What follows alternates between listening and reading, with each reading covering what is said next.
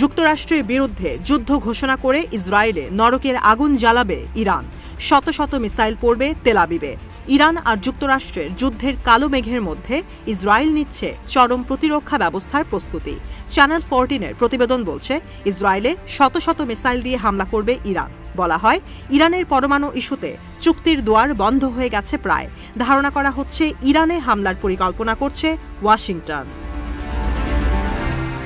কিন্তু কোনো কারণে ইরানে হামলা হলে ভয়াবহ পরিণতি ভোগ করতে হবে ইসরায়েলকে। কারণ যে কোনো সময় তেল আবিবে হামলার জন্য প্রস্তুত তেহরান। হামলা পাল্টা হামলার বিষয়টি সামনে আসে যখন যুক্তরাষ্ট্রের দেয়া থার্ড এয়ার ডিফেন্স সিস্টেম ইসরায়েলে পৌঁছায়। গেল মাসেও ইরানকে হুমকি দিয়ে চিঠি দেয় ওয়াশিংটন।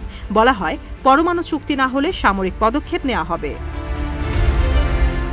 গেল বছরে এপ্রিল আর অক্টোবরে ইসরায়েলে মিসাইলের বৃষ্টি পাঠায় ইরান, যার বেশিরভাগই যুক্তরাষ্ট্রের প্রতিরক্ষা ব্যবস্থার কারণে ইসরায়েল ধ্বংস করতে পারে।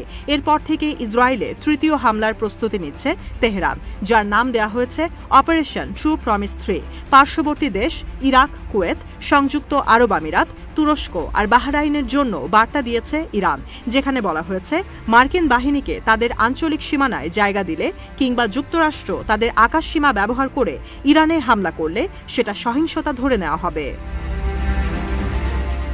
দেশের সেনাবাহিনী, নৌবাহিনী আর বিমান বাহিনীকে কড়া সতর্কবার্তা দিয়ে রেখেছেন সর্বোচ্চ ধর্মীয় নেতা Ayatollah Ali Khamenei. Donald Trump আর বেনিয়ামিন নেতানিয়াহুর বৈঠক ইস্যুতে ইরানের পররাষ্ট্র মন্ত্রণালয় জানায়, ইসলামিক রিপাবলিক অব ইরানকে দেয়া কোনো হুমকি যদি বাস্তব রূপ নেয়, তেহরান এর কঠিন জবাব দেবে। পরমাণু ইস্যুতে ডোনাল্ড ট্রাম্পের পরবর্তী পদক্ষেপের জন্য অপেক্ষা করছে খামেনি প্রশাসন, কিন্তু যে কোনো সামরিক পদক্ষেপের প্রতিক্রিয়া হবে ভয়াবহ।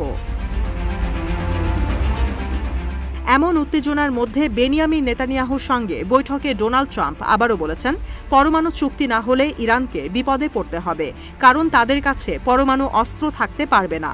শনিবার ইরানের সঙ্গে পরমাণু ইস্যুতে আলোচনার কথাও জানান তিনি, তবে বারবারই বলতে থাকেন, পরমাণু ইস্যুতে চুক্তিতে না আসলে সেটা ইরানের জন্য বিপজ্জনক হবে। ইরানের পরমাণু কেন্দ্রে হামলা ইস্যুতে সাংবাদিকদের প্রশ্নে তিনি আবারও বলেন, চুক্তি সই না করলে ইরান বিপদে পড়বে।